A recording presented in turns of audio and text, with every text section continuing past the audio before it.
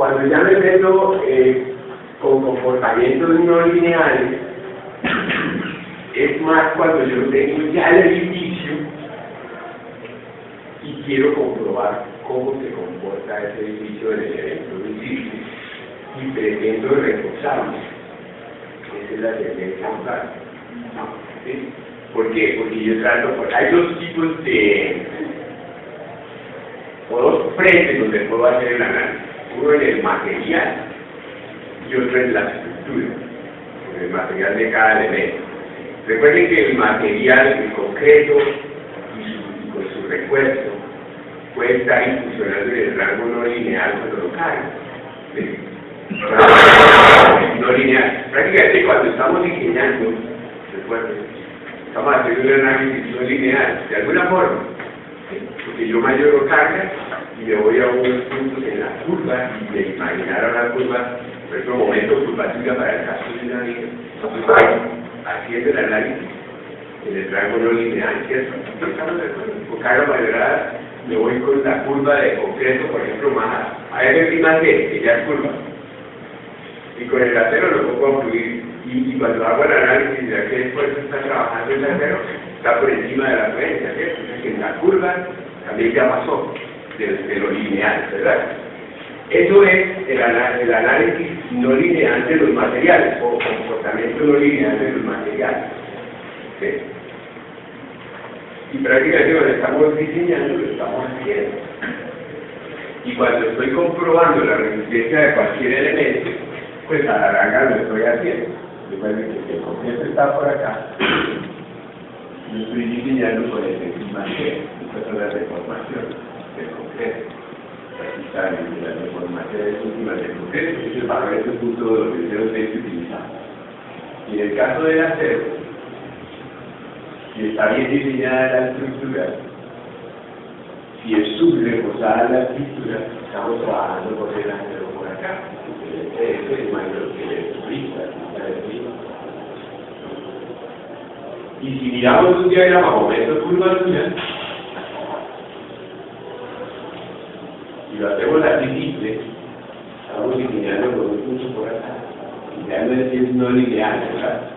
Entonces, por aquí hablan algo así del análisis inelástico. Hay dos tipos de análisis, o mejor, dos consideraciones. Una de los materiales, que lo estamos considerando desde el principio, un análisis no lineal o inelástico, ¿sí? Cuando yo consigo la estructura. Pero también puede haber un comportamiento de toda la estructura dentro del rango no lineal. ¿Sí? Cuando lo considero, cuando yo tengo grandes deformaciones en la estructura y hago el análisis estructural sobre esa estructura, estoy haciendo un análisis no lineal. Por ejemplo, cuando estoy calculando una especie, un poncho, yo siempre lo calculo, digamos que este es mi modelo. Yo siempre calculo, le pongo fuerzas a esto en la estructura sin deformar, ¿cierto? Sí. Claro que se ha deformado, porque para que calculo las deformaciones después. Pero las condiciones de equilibrio las hago sobre esa estructura sin deformar. ¿Sí? Si yo quisiera hacer un análisis no lineal de esa estructura, tendría que permitir que se deforme y no a ver qué fuerza la deforma.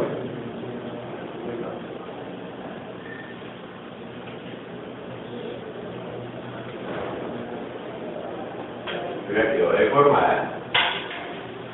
Y sobre esa estructura deformada le pongo las cargas. ¿Sí? Si hago el análisis sobre esa estructura deformada, estoy haciendo un análisis no lineal. ¿Sí? Entonces, estos métodos inelásticos, fíjate que todos estos son elásticos, esto también. Es porque hago el análisis en la estructura sin deformada. Cuando ya quiere ingresar al rango no lineal, tendría que ver cuánto se me deforma esa estructura, el equilibrio, las condiciones de equilibrio de esa condición. Es mucho más complejo. Se habla de teoría del segundo orden en ese caso. Cuando es sin deformar, es teoría del primer orden. Y esto ya es teoría del segundo orden. Más complejo. Y aquí, como les decía, cuando quiero hacer estos análisis en estas condiciones, es más cuando quiero rehabilitar ese edificio que debió haberse hecho un análisis utilizando esa consideración. Cuando se habla de comportamiento inelástico, en este caso aquí es comportamiento inelástico de los materiales, y en este caso es comportamiento inelástico geométrico. Bueno, que lo sepan, unos conceptos ahí que pueden ser interesantes para recordar. Pero miren, nosotros nos quedamos en el rango completamente lineal al hacer la aplicación de los métodos que me ofrece la norma, que prácticamente son el puesto horizontal equivalente o el análisis dual, ¿sí? O el dinámico elástico, un análisis lineal. ¿Sí? Vamos a ver eso, o vamos a tener que utilizar eso. El puesto horizontal equivalente se utiliza cuando la estructura es bastante regular, cuando es pequeña, ¿sí?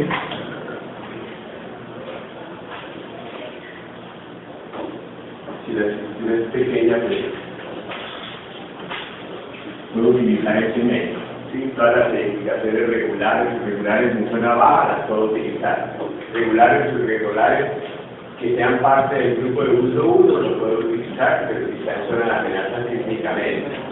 O edificios hasta de 20 niveles o menos de 60 metros de altura en cualquier zona, siempre y cuando el tipo de suelo, ¿sí?, no sea de EOF y con periodos de vibración mayores a 2 veces el periodo corto, entonces puedo utilizar la fuerza horizontal en edificaciones irregulares que no tengan más de 6 niveles y más de 18 metros, o estructuras flexibles apoyadas en estructuras más rígidas, siempre y cuando ejecuta la A3 2/4 de ellos.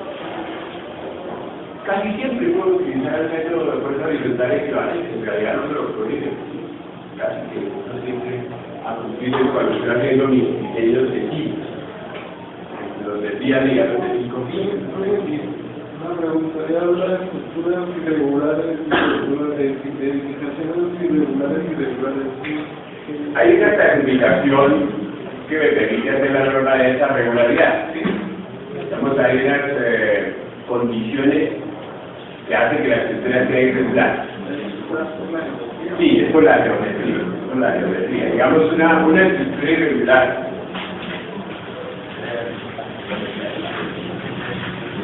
Puede ser en planta, que yo tenga una construcción de estructura de esta forma. Esto puede ser irregular.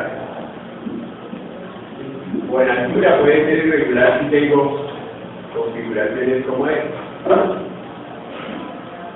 Eso puede ser irregular. Entonces hay unas clasificaciones para la irregularidad o retrocesos grandes, por ejemplo en planta esta. Eso puede ser irregular. Y me dan unas bases para establecer si es regular o irregular. Me dicen que esto es muy grande, es irregular, pero si es poquito, consígalo considerando regular. Uno tiene que clasificar esa regularidad. Pero fíjense que casi siempre se puede usar este método. ¿Podemos usarlo nosotros? Con este método, pues, se simplifica el modelo.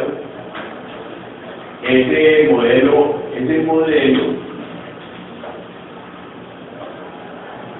lo puedo hacer considerando que la masa está concentrada en el centro de masa de la placa, en el centro geométrico de la placa, o centro de masa de la placa. Rápido, aquí una consideración.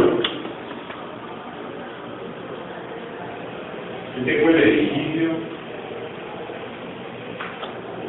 al que quiero hacerle un análisis químico.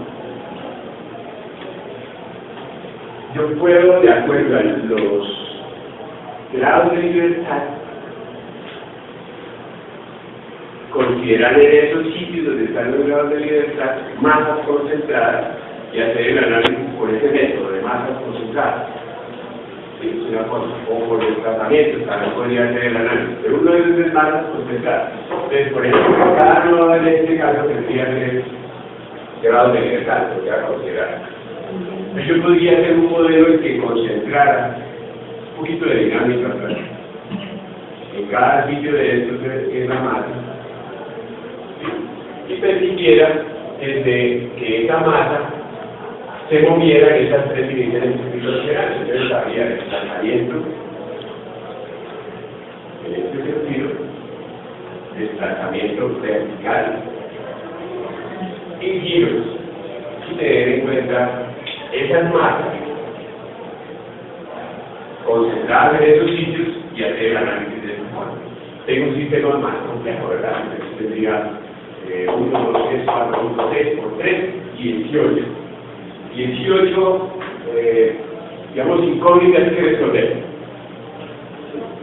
Otra forma podría ser, pues, concentro la masa en algún punto y tengo un sistema más simple. ¿Sí? Entonces, hago el análisis.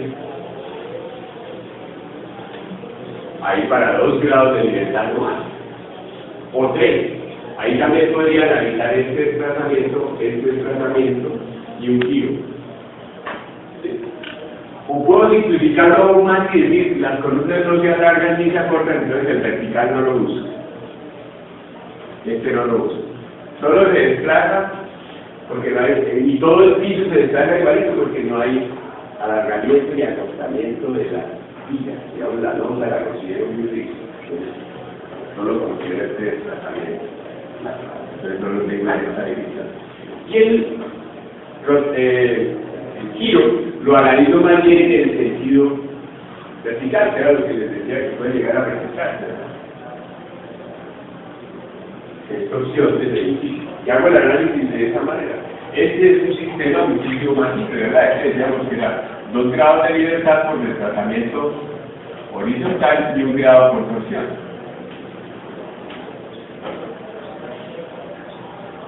Y 1 grado translacional. Entonces mi sistema se va volviendo más simple, ¿sí? Lo que quiero decir es eso. Yo puedo descender un sistema bien complejo a convertirlo en un sistema bien sencillo y hacerle análisis sobre esa estructura de esa manera.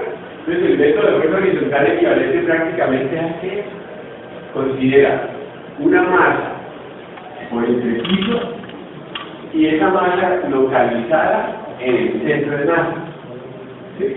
O en el centro geométrico, que es más o menos lo mismo, pero debería ser en el centro de masa. ¿Cómo lo hago? Yo tengo un edificio en planta, que sea eso. Tengo por aquí toda mi distribución de vigas, y ustedes ya distribuyeron sus vigas o su placa de piso maciza o como lo quieran tener. ¿Sí?